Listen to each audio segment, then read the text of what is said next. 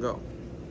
In addition, did you know that in addition to Hawaii coming to be energy efficient by 2050, over 93% of businesses are also claiming to be energy efficient and carbon neutral by the year 2030. My goal with this pitch, Sharks, is to prove to you or show to you my plan on how we can make Delaware carbon neutral and energy efficient. So, Delaware, just quick statistics, uses 73 trillion BTUs of energy per year, which on a state scale is about average. And the most common fuel is natural gas and coal. And so here, if you look, here's a quick little graph over the energy breakdown. All right. And so let's talk nuclear, everybody. So, one power plant produces about 969 million watts of power per year, about the same amount of power, about 1.3 million horses. Now, what this is going to allow us to do is to power a whole state using about 10 power plants. So, nuclear efficiency. Nuclear power is also the most efficient source of power with an average energy efficiency rating of 92.5%.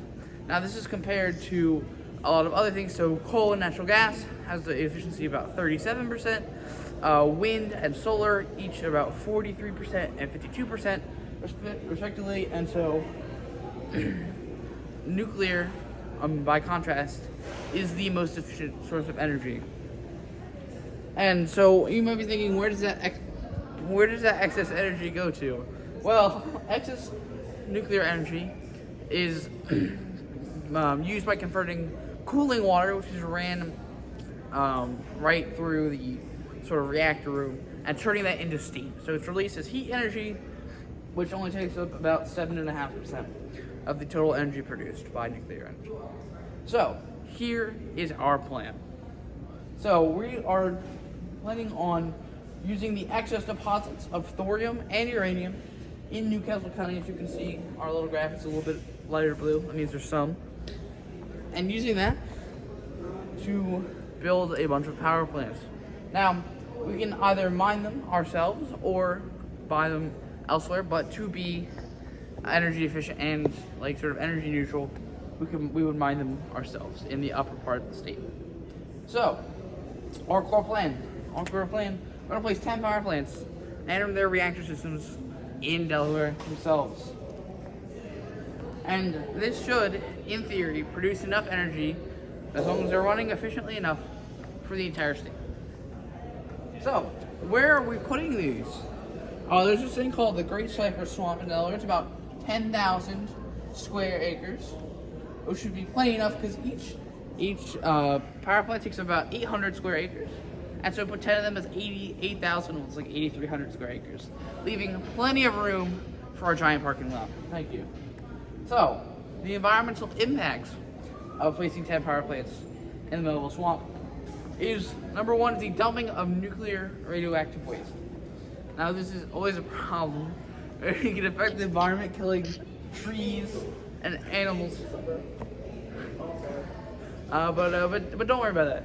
All right. So our nuclear dumping plan is we're gonna put everything.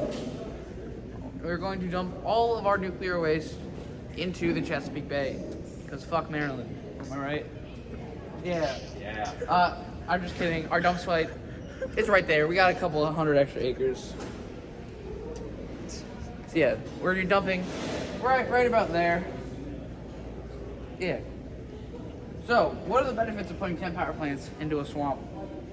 Free access to water. Swamps have one thing in abundance, and it's water. And so we can use that for our cooling towers to cool down our nuclear rocks. And no dealing with pesky homeowners or silly businesses that want to stop our dream. So, also why not? Why not, Sharks? So, what could go wrong? What are the negative side effects? It costs about $60 billion. That's number one. A little bit of a cost on the taxpayers, and if a Chernobyl level event could level the entire state. But don't worry about that.